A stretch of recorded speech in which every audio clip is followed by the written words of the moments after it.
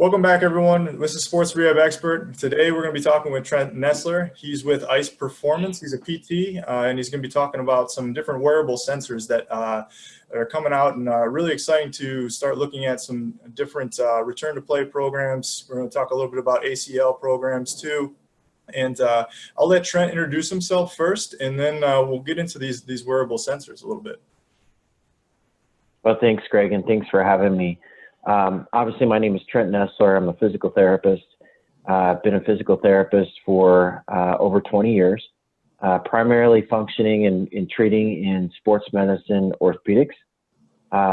About 18 years ago, back in the late 90s, I started treating a lot of kids with ACL reconstruction. Matter of fact, at that time, I had a practice. We had about 10 therapists. And we had a practice. We had 22 ACLs walk into our practice in a 2-week period of time. And as I was rehabbing these kids and as I was going through their rehabilitation, doing the traditional things that we do as physical therapists, and as I was getting these kids ready for discharge, watching their gait patterns and watching them run, I was seeing certain movement patterns that I knew intuitively would set them up for risk for re-injury. So at that time, I actually went back and I did my doctorate with a focus in biomechanics and motor learning, and started on this, what I call a calling. Some people, I say I'm really passionate about it, but I truly feel like this was a calling for me. We started this journey to try to find out I always felt like if I could assess it, I could treat it. So we got on this mission of trying to find a way to assess it. I'm kind of dating myself here, but when we first started with this, we were using video cameras with little beta tapes.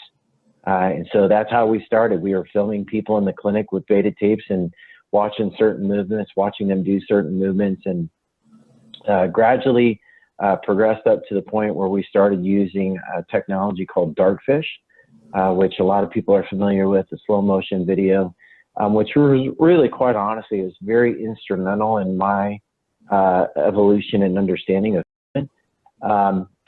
We used Dartfish for about 10 years, and then wanted to start to find a way to automate the process, because one of the things that we found, we wrote a college textbook on this back in probably about 2010, published it, and one of the things that we found is that we were training people on this and we were educating people about it, is that you could train a lot of people on it, but people who got really efficient with it and really good at it was about 10%. And so we needed to find a better way that we could get this to the masses, because as you may know, there's over 250 to 300,000 ACL injuries every single year in the U.S. 79% of those kids who tear their ACL are going to have osteoarthritis in 12 years. 20% re-injure in the first 3 years, and 30% in the next 5 years. So we had to do something about this in a way that we could scale it so that it could really impact the magnitude of that, right? And get it out of the healthcare setting. So we started to look for ways to automate this. We started with Microsoft. We started with the Xbox. We spent about 3 years programming the Xbox One to be able to provide this automation. And unfortunately, what we found is that there was a lot of error in that system. The technology that is used is called time of flight. It's very sensitive to heat. It's sensitive to light, sensitive to speed. And so, we spent about 3 years programming on that, and then we had to scrap the project. And then we came across a wearable sensor technology. We started looking for wearable sensor technologies because they were advancing so much. And we came across a wearable sensor technology out of Australia. And when I say wearable sensor technology, what I'm really referring to is what's called an IMU, or an inertial measurement unit. And these small units, what they have is an accelerometer, a gyrometer, a magnetometer. So they really detect motion, rotation, and acceleration data. And the advances of them, they've become very, very accurate. And so we came across a company that actually was working on an FDA approval for their sensor, which was important to us, because that says something about validity.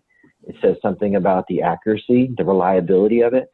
And so we started to work with them and programming in our movement assessment into their technology. So we actually launched the technology in August of 2016. For me, this was actually the evolution of almost a 20-year process of trying to bring this out to the market. So it's been really exciting. You know, it's been a lot of trial and error, made a lot of mistakes. And the really cool part of this now is that the amount of data that we collect is absolutely amazing. We've got some really large research projects going on across the U.S. Where we're collecting, for every movement assessment that we do, we collect 1,000 data points for every single movement assessment. And the information that we're learning is astounding. And the really cool part of all of this is the impact that we're having on injury rates. Having a huge impact on injury rates and healthcare costs. Awesome. Yeah, and the other cool thing too that we were talking beforehand, and is the accessibility of this type of equipment too. It's not, correct me if I'm wrong, but it's not like you need some type of elaborate setup. It's a lot. It's not cumbersome. It's very easeable and efficient seeming to wear too. Is that correct? Yeah, that is correct. You know, the system, it includes a Surface laptop. It includes the wearable sensors. You know, one of the telltale signs of whether you're going to be able to take something to the market and scale it, whether it's in a performance center or a physical therapy center or an athletic training setting, is can you do it in physicals? Because for any of us that have sat through physicals, it's controlled chaos.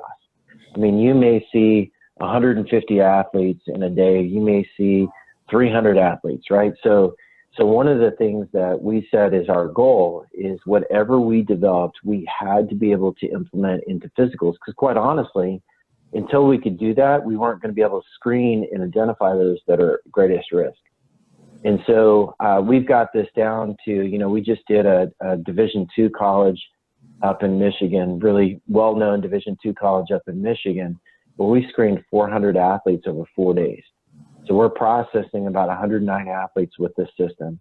It's portable, it's efficient, and extremely accurate. You know, the beauty of it is that it doesn't take a lot of skill to run it, and the sensors themselves take the need for our eyeballs out of it because it's recording everything. Okay. What university, if you don't mind me asking? I'm from Michigan, so. It's Grand Valley State. Oh yeah. Okay. Yep. For sure. Cool. Yeah. That's always the nightmare for people, isn't it? Kind of running a bunch of through real quickly. Yeah. Especially with technology. Yeah. Yeah. I remember I mean, from PT school, you know, using the lab there, and just, you know, it's I don't know how much was spent on all the equipment that was there, but you know, it's expensive stuff, and it's not portable either. Well, you know, and I'll tell you, so, you know, one of the beauties of this system is that, so it's been validated within 3% of a Viacon system, which is the system, obviously, that you're talking about. Those systems cost around $500,000, and then it takes about $80,000 a year to maintain them. This system that we're using has been validated within 3% of a Viacon system. So the beauty of that is that with a Surface laptop and sensors, I can take it out on the field. I can take it to a field house. I can do it in the clinic. I can do it wherever the patients are at or wherever the athletes are at. So the beauty of that is I am getting biomechanical lab quality data anywhere I want. I can get it on the field. I can get it in the field house. I can get it in the clinic or in the performance center. Awesome. What's is it? So you said it comes with, you know, there's a program for the computer. Is there any type of like app for phone available for something like that yet, or is it? You know, so again, that's part of the limitation of the technology. You know, right now the technology, so you have your laptop and you have a sensor, and the sensor communicates to the laptop via what is called an RFD, or a radio frequency device. So the sensor communicates through a radio frequency. And that's part of the limitation of the technology right now, because you have to use a Microsoft-based type of laptop in order to do that. Now, that being said, DorsaVi has shrunk the size of the sensor, so the sensor is much smaller today. That is being vetted in Australia right now, and those smaller sensors are actually Bluetooth. And so when those come available in the U.S., which will probably be in the next year, that will all be through an iPad. So the beauty of that is right now we're limited to 2 sensors. As soon as we integrate the system into the smaller sensor that's Bluetooth, we'll actually be able to add a 3rd sensor. Because that's important for us, because right now what I'm getting is how much in single limb performance, I'm getting how much valgus occurs at your knee and what speed does that occur. What I'm not getting and what I'm self-recording right now is if you have a Trendelenburg or a retro Trendelenburg or a corkscrew at your hip, but the sensor is not capturing that. So when we integrate the smaller sensor that is Bluetooth, we'll actually have a sensor on the pelvis that will actually capture rotation of the pelvis or drop of the pelvis. Okay. So we'll actually be able to score that. Right. Okay. Yeah. So maybe let's go into the ACL screen a little bit, the different tests that you run. Real quick. So you may go over this too, but would you look at their knee separately and then come back and look at their pelvis, or what does your process look like? Yeah, so the process is we have a standardized test that we use. Everybody uses the same test. The test it's physically challenging. I tell people it is intended to fatigue you. It's intended to make you sweat. It's intended to make you work. Because what I don't want to know is what you look like when you step on the field. I want to know what you look like after you've been on the field.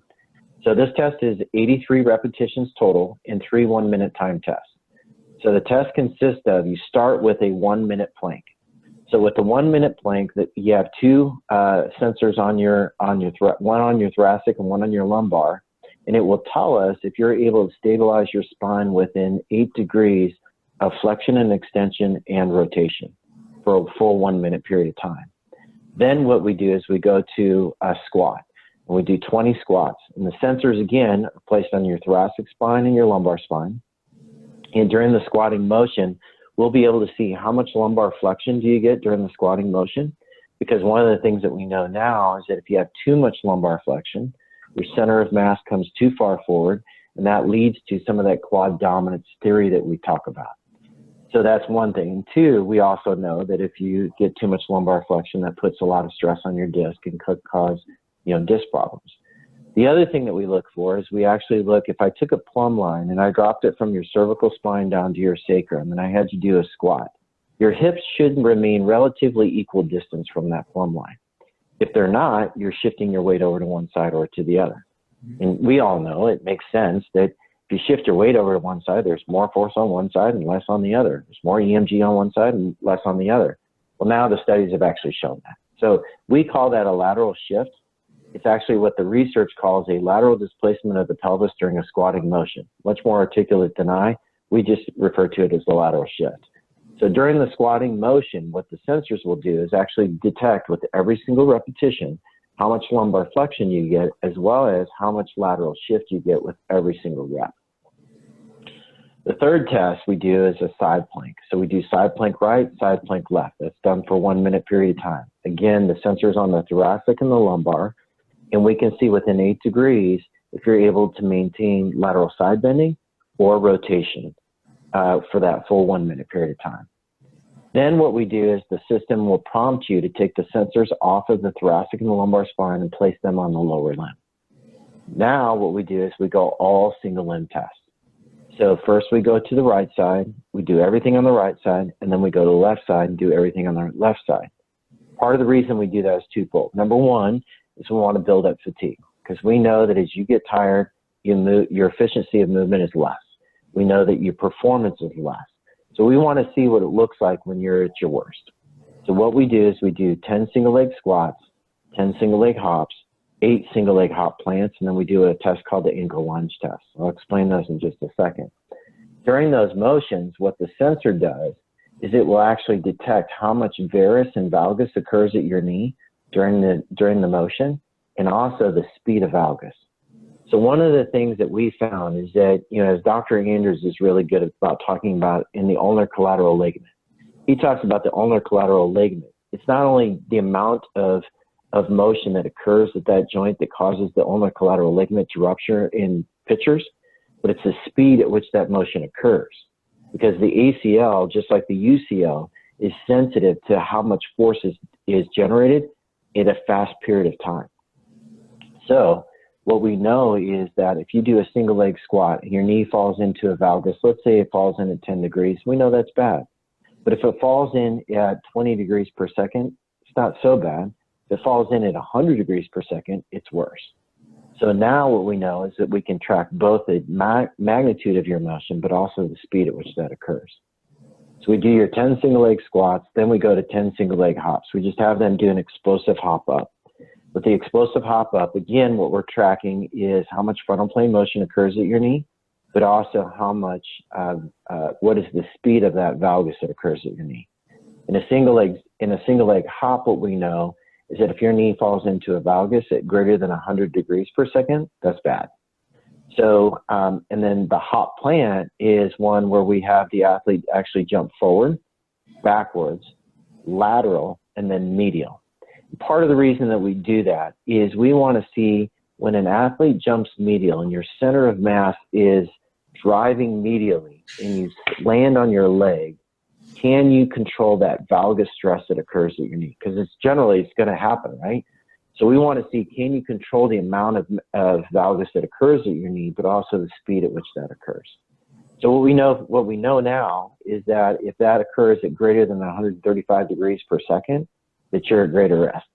Now that being said, we see athletes, high-level athletes, Division I athletes, that will have a valgus of greater than 20 degrees at 265 degrees per second. And the really interesting thing is that when we see those athletes and we look at what those really high speeds, is they've also have a congruent history of hamstring strains, patellofemoral issues, IT band friction syndrome, a lot of non-contact related injuries. What we also see in our studies is that when we reduce both the magnitude and the speed at which that magnitude occurs, is that we have a significant reduction of injury rates. The final test that we do is to clear the ankle. It's called the ankle lunge test. It was done first in the military back in 2012. And it's the one where you place your foot up against the wall and then you drive your knee towards the wall. And then you slowly slide your foot away and measure how much distance can you get your foot away from the wall without your heel rising off the floor. What the original study showed is that if you have a 1.5 centimeter difference between your right side and your left side, you're at a threefold increased risk for ankle sprains. So when we do that test, we essentially do the same thing, but we're doing it with a sensor. And it also provides us a symmetry in dorsiflexion for your right side to your left side. And all that being said, one of the other things that we measure with all of the single limb tests, the single leg squat, single leg hop, hop plant, and the ankle lunge, is how much dorsiflexion you get. Because you and I both know that you'll get those athletes that know subconsciously that they can't control their knee, so they don't go as well.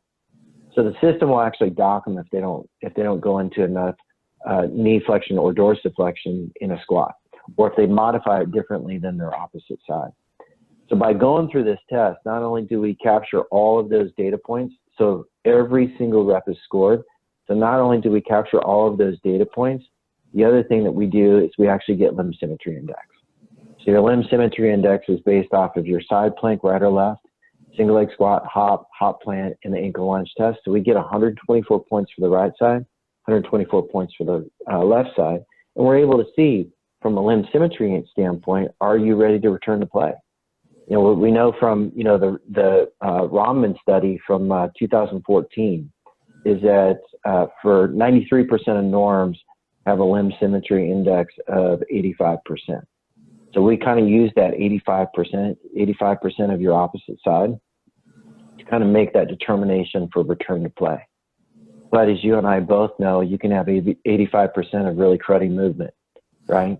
So we also take into effect of, even though you have 85%, are you controlling the amount of motion at both of your knees and the speed at both of your knees? Because if both of your knees are falling at 20 degrees or falling into 20 degrees of valgus at 265 degrees per second, I would say you're probably at risk.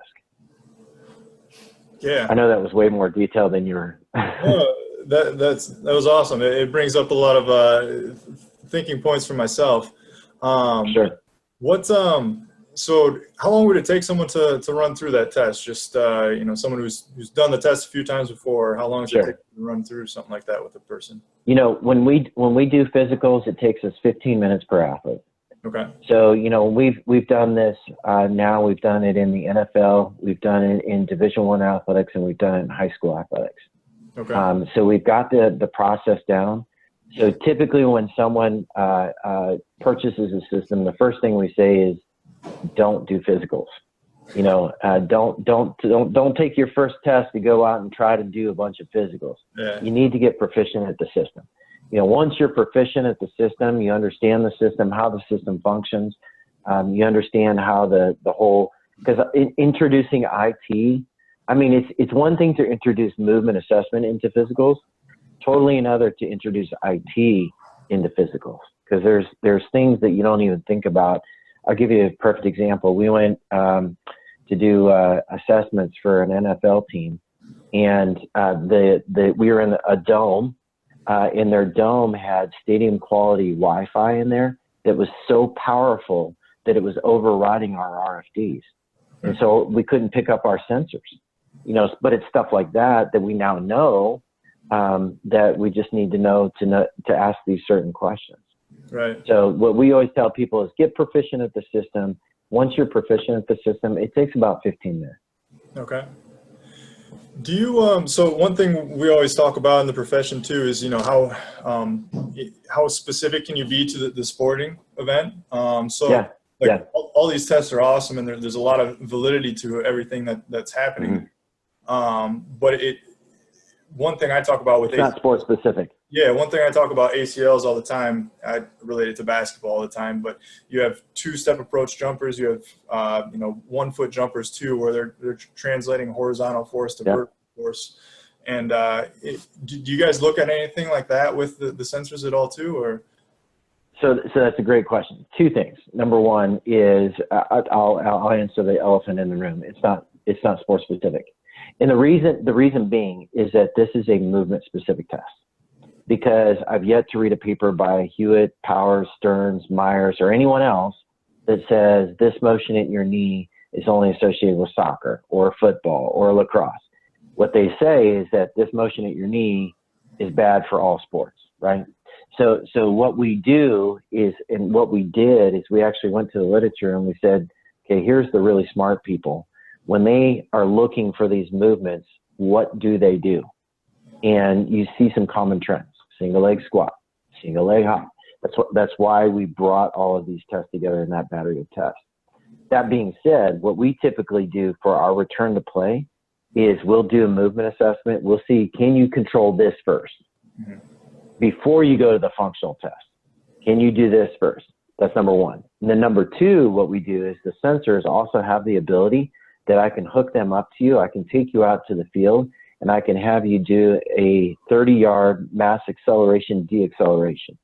So I want to see in a max sprint, A cell, D cell, do you have limb symmetry? Because what the sensors will tell me is that when your foot comes into contact with the ground, what's called your initial peak acceleration, are you controlling your foot into the ground? So I will know what your IPA is on your right side versus your left side, and that's a critical measure, because if there's a 1G difference between your right side and your left side, you're at a 20% increased risk for injury. The other thing that it measures is your cadence, bilateral, right side to left side. It'll measure your stride length, right side to left side, and then it'll also measure ground reaction force at mid stance. So what that does, it provides us that measure on the field. Now, what I can't do is I can't put the sensor on somebody and have them go run an L drill. I can't have them go do some layups. And the reason for that, you could do that with the sensors, but it won't produce an automated report. Because in order for it to produce an automated report, the system has to be programmed to say, this is what you're looking for. This is specifically what you're looking for. And because there are so many different functional tests, it's just really hard to program that. So what we've done is we've programmed the basic movement assessment. We've programmed the sprint assessment to give you the kind of that base return to play. So then you can go back onto the field and do some real aggressive agility training and then test that agility training. Okay. Okay. Yeah, that makes sense. I didn't think about that concept, having to, yeah. System needs to know what you're trying to do too. Yeah. Yeah. I mean, it's technology, and there's some limitations to every technology that's out there. The beautiful thing about this is that we've been in from the ground floor and in with all the programmers. So we actually know what all the limitations are. And I'll tell you, as a PT, I didn't know anything about I mean, I knew something about technology, but I didn't know anything about wearable sensors or anything like that. And one of the things that I would advise to all of your listeners is that when you are investigating technology, understand that the people selling this to you are tech people. They're not biomechanists and they're not clinicians. So they are not going to apply that critical clinical eye to the reliability and the validity of that. When you ask somebody, does this connect system, does it track movement? Yes, it tracks movement. What they won't tell you is that we programmed out a 20% error rate. So you never see it. The tech guy is not going to tell you that, but you and I both know that if I've got a 20% error rate in my measurement, that's probably not too good. Yeah. What, so you mentioned you said it can record ground contact time. Is that correct? Yes. Initial peak acceleration and ground reaction force. Ground reaction force. Okay. Because that could give you some indication too of force output of the leg. Yes. Right. Yes. So one of the things I will tell you that is not reported in the automated report. So everything that this system reports onto the report has to have been validated. That's a part of the fact that this system has been FDA approved, is that anything that comes out in the report has to be validated. So that being said, one of the things that the system does capture for every single hop and every single hop plant is flight time. So because we capture the athlete's weight and we capture flight time, we would be able to calculate force.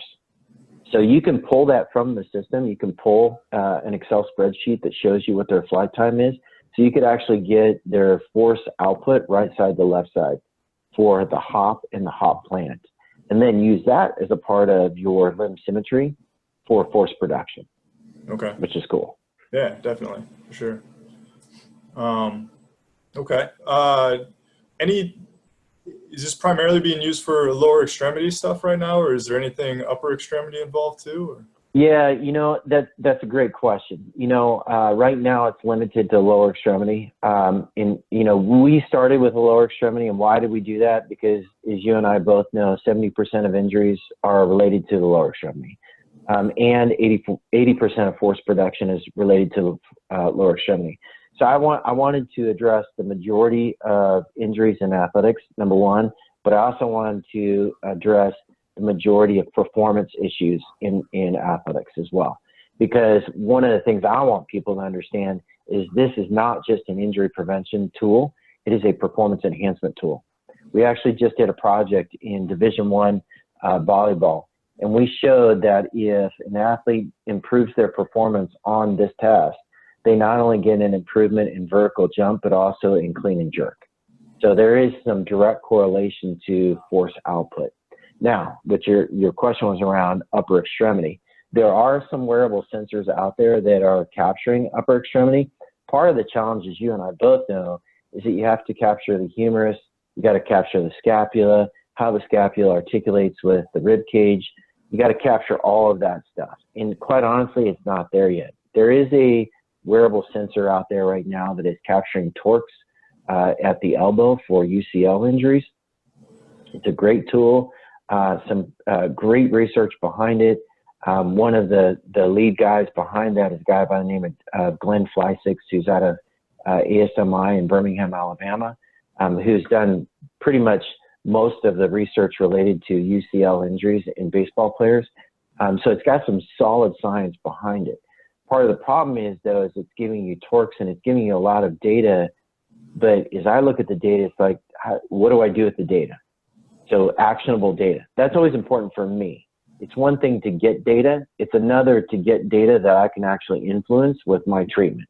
I can influence it with my programs. I can influence it and make it better. You know what I mean? Right. So there is a big drive right now to get motion of the upper extremity, but the sensors are just not quite there. And I'll tell you, you know, there's I looked at one the other day. There's some sensors that are coming out in shirts. Like you can put it's a sensor shirt. You can wash it in your washing machine and it's supposed to be accurate.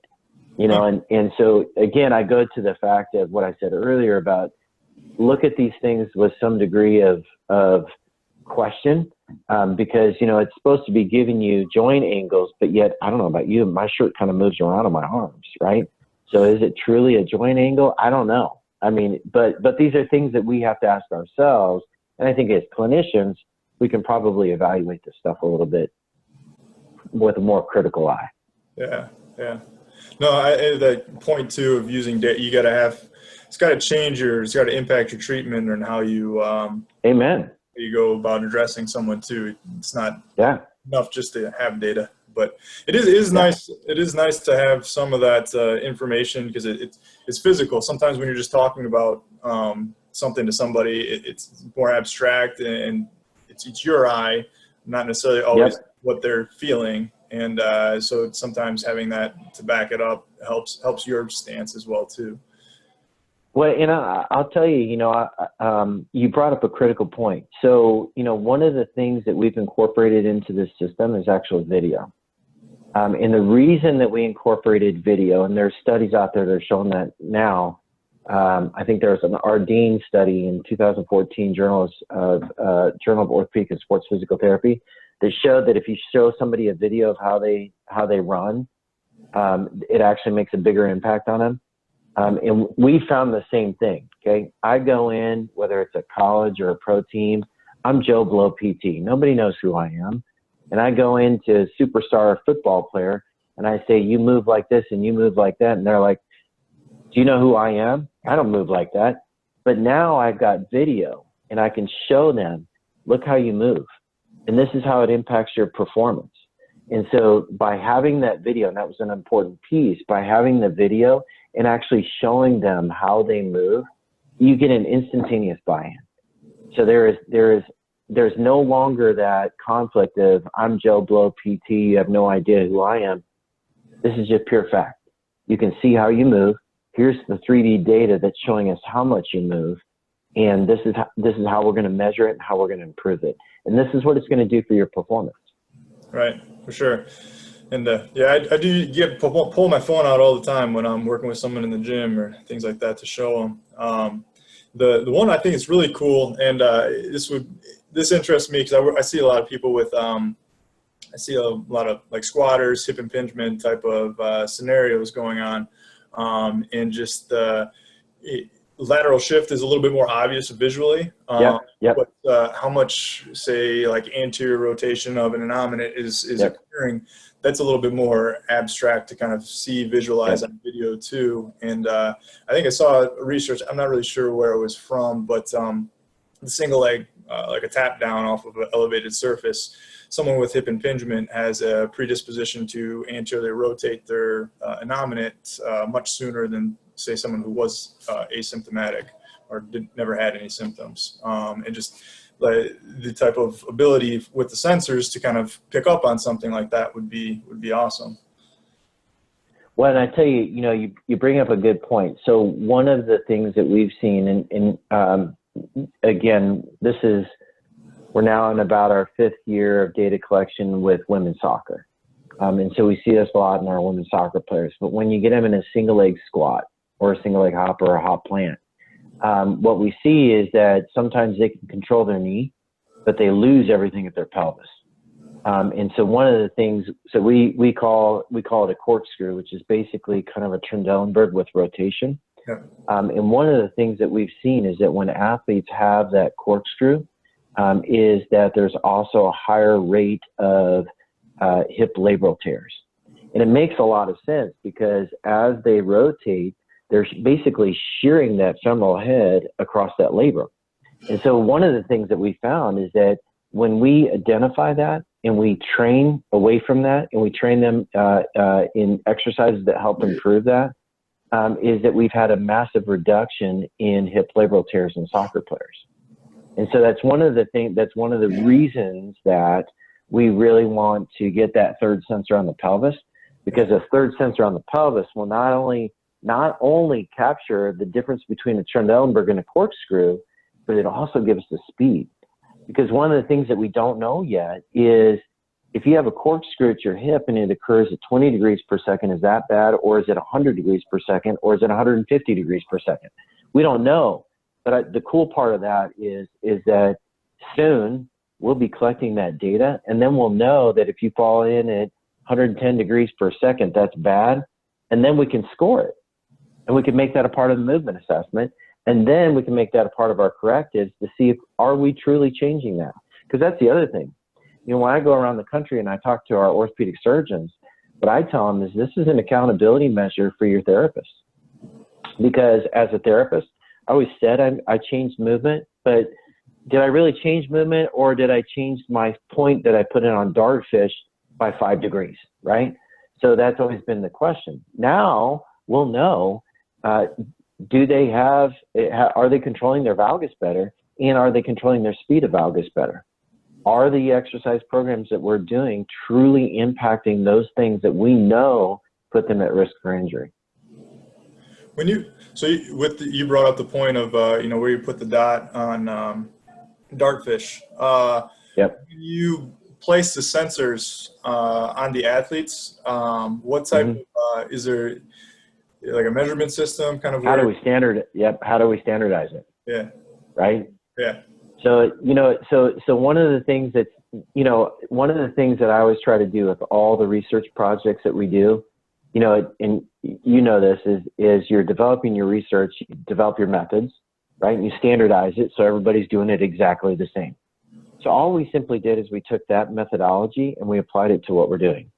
So now we actually have templates. So the lumbar and thoracic, basically you do a palpation to get the lower lumbar sensor. And we have a template that you place over the top of that is based on height that allows you to place the upper sensor. So everybody's doing it the same. For the lower extremity, we actually have a tool that measures from the inferior medial mouth, and then you go up by height and you place it on the tibia. So it's all placed exactly the same. So we've done some intra and inter-rater reliability on that, and it's got a really high inter and intra-rater reliability because we've just standardized it. Yeah, so you're finding some pretty easy palpation marks and then using Yep. Yeah, that's cool. The ones that we can all find. Yeah. For sure. All right. Anything else kind of new coming on the horizons with this too, or is what do you see your next step with it too? Yeah, it's great that you asked that. So, we, along with the movement assessment, it's called the vPerform AMI, which is a part of the DorsaVi system. Along with the movement assessment, we actually launched an app last year called ACL Play It Safe. And ACL Play It Safe is a program that was designed specifically to improve performance on this task. So, what I always tell people is, and I was just meeting with a college yesterday, and I said, when you pull up the app and you look at the exercise, you're not going to go, wow, this is rocket science. This is just such amazing new stuff. It's not. It's basic. There are 6 exercises that you do. There's 3 you do at the beginning of practice and 6 that you do at the end of practice. What makes it effective is we do some dynamic warm-ups, which everybody does, right? We do that before practice. Then we have them do practice. Then we take all of that fatigue that they've created in practice and we carry it over into fatigue state training. So our program is done all in a fatigue state. And what we do is we created specific exercises to target the specific movements that we're measuring. Because we know that if you improve performance on those measurements, you reduce your risk. So, you know, we do single leg squats. That's part of the exercise program. But we do all of that in a fatigue state. That being said, by doing that, we're showing we're saving our colleges our average colleges between $30,000 to $50,000 in healthcare savings by simply doing this program with their teams. Wow. So that's, from a healthcare perspective, that's a pretty significant savings. On the injury side, we're having an average of a 58.2% reduction in lower extremity injuries. That's huge. That's not just ACLs. I mean, we are reducing ACLs up to 90%. That's all lower extremity injuries. So foot, ankle, knee, hip, and low back, all the way up the kinetic chain. So we're having a big impact on those as well. But the other thing that we're showing is that when you do this program, that you have an average of a 41-point improvement on the movement assessment. And we've shown that with a p-value. So p-value of 0.05 shows pretty strong correlation. We have a p-value of 0.001, which is a very strong correlation. Do this exercise, you'll improve performance on the test. So one of the exercises that we do, anybody can pull up the app. It's called ACL Play It Safe. They can pull up the app. The app is free. And one of the exercises on the app is called the spiral technique. So we did this with TheraBand and Kramer. And TheraBand has, I don't know if you've seen the CLX band. Yeah. It's basically the TheraBand with the loops in it. Yep. So basically what we do is we actually created a technique where we pull that top loop all the way up over the thigh. We circle it around the thigh, connect it to the opposite limb. So instead of the traditional exercise where we'd have somebody do a single leg squat and we'd pull their knee in towards midline, make them go into an adducted position, the studies show that has an increase in EMG activity of the glute med, but it's minimal. So what we're doing is with the spiral technique, you actually create adduction and internal rotation. Because the band, because it's looped around your thigh, it actually pulls you in an internally rotated position. So that's one of the exercises that's in the app that we found has a high EMG impact on the EMG of the glute medius. And I think because we're doing that in a fatigue state, it's also one of the reasons. So your question was around where's the next step? Next step for me is, at the end of the day, 250, 300,000 ACL injuries every single year.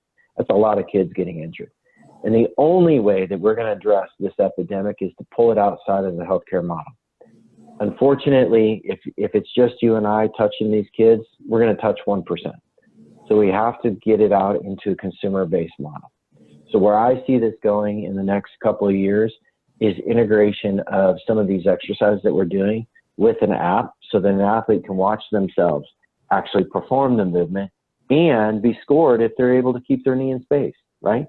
So if they're controlling that valgus and that speed of valgus, then they actually score better on whatever, you make it competitive. So they're scoring a little bit better. But at the same time, you include a wearable sensor, so that the wearable sensor actually gives them direct feedback on how much valgus occurs and what is the speed of that valgus. And at the same time, with the communication with apps, you could tie in a notification, so that if an athlete is falling into too much risk, the app would actually notify them, hey, there's Bob over here 2 miles away from you that offers this movement assessment. Why don't you go get an assessment by him? Because then what you do is you take somebody who's a consumer-based model and you refer them into the healthcare system when they're at risk before they've ever had an injury. And I think that's how we would truly impact these injury rates on a much higher level. Yeah, definitely. If someone wants to, is there like a certification process that goes into utilizing this, or how does someone go about if they're interested in learning more about it? Yep. So they can go to our website. It's www.icperform.com, and on there they can get some more information about the vPerform AMI. We also do have a certification. We have 4 levels of certification. Level 1 is basically getting to understand the science behind it all, the assessment, how do you interpret the results of the assessment, and how do you create correctives to correct those movements. Okay. Level 2 goes more into fatigue state, and then level 3 more of return to play and running. So we actually include a whole running piece to it. You know, one of the beautiful things about these sensors is if you got a marathon runner and they're telling you, you know, I start really having pain around mile 13 or 14. I'm not going to follow them for 14 miles. I can't run that far. Yeah. So what the beautiful thing of this is that we can actually hook the sensor up to them and have them go for a 2 or 3 hour run, and then come back and download the data and see where do they start to fall apart. Okay, gotcha. Is it? I'll put a link to that in the show notes section, so you can go access it. Is it limited strictly to healthcare practitioners, or there's a lot of strength coaches on the website? I work with absolutely them too. They can absolutely. So what we have done. And again, that's part of the reason that I message this, that biomechanics is we both know that biomechanics is biomechanics. If you have faulty biomechanics, it puts you at risk for injury. But if you have faulty biomechanics, you're not going to lift as much. You're not going to be as explosive. You're not going to run as long. You're not going to be able to jump as high. So for me, this is really, it is really as much a performance piece as it is an injury prevention piece. So, you know, I actually just did a talk at NSCA in Chicago, which was all strength coaches. And I'm a firm believer in that, you know, we should be addressing this from both a performance standpoint, athlete standpoint, as well as clinically what we do. Yeah, I totally agree too, because you look at this stuff. Prevention isn't necessarily sexy for the general public, but performance is. Amen. And, you know, if Amen. you can get into with some type of performance setting, have some, it could be a strength coach, it could be a PT who's going into the performance setting, things too. I think that's where it's going to have the bigger impact as far as injury reduction on a entirety scale. Absolutely. And I'll tell you, for our strength coaches out there, one of the beauties of this system, remember, we're collecting 1,000 data points for every single assessment. So when a strength coach gets one of these systems, they have their own database. So if they see 400 athletes, they'll start to be able to tweeze out what are some trends. We'll know that if an athlete scores this and they're a Division I running back, they're probably going to be more successful because we've had 50% of our guys that score this are really successful in Division I football. So you'll start to be able to see trends eventually over time. And that's our goal. I mean, our goal is that, you know, by the end of next year, so we're launching this hopefully in the fourth quarter to the UK and Australia. Once we do that, our goal is to have data on over 50,000 athletes by the end of next year, 100,000 by the end of 2020. That's powerful data. Yeah. So think about all the things that we could tweeze out about that. How does a 16-year-old female soccer player run or move that is successful? What makes the difference between a Division I running back who's not successful and successful, you know, from a movement perspective? You know, can you screen that out in physicals? Can you screen that out at combines? You know, right. So I think there's just so much that we'll be able to do once we have more data. Oh, for sure. And this is even longer, but I mean, you mentioned the performance, you know, what makes a good running back, but what potentially creates a longevity career. Right. Yeah. So absolutely. Awesome. Well, just want to thank you for your time, Trent. Appreciate you. Absolutely. You're speaking to all the subscribers of the site, and we'll put some links up there so people can look into it too. Any final words or closing thoughts that you have, and feel free to throw your contact information in there. Sure. Too. Sure. You know, I think in closing, I would just say that, you know, I've, throughout my entire professional career, I've had people discourage me and tell me you can't do something. And what I would tell people is don't ever believe you can't. Believe you can. Because here I am. I'm not the smartest guy in the world. And we've brought a product to the market that I think is going to truly impact ACL injuries. I think that keep abreast of what technology is out there. Look at it with a critical eye. Make sure that you're not influenced by techies. It can look sexy, it can feel sexy, but is it truly valid and reliable? And I think we, as strength coaches, athletic trainers, physical therapists, we need to evaluate those things for the reliability and the validity of it, because technology is advancing really, really fast. Our contact information, they can go to www.icperform.com, and my contact information is on there, or they can always email me, and my email is trent.nessler@yahoo.com. Awesome. All right, we'll put links to that in the show notes too. So Great. Thanks everybody for listening in. Thank you, Greg.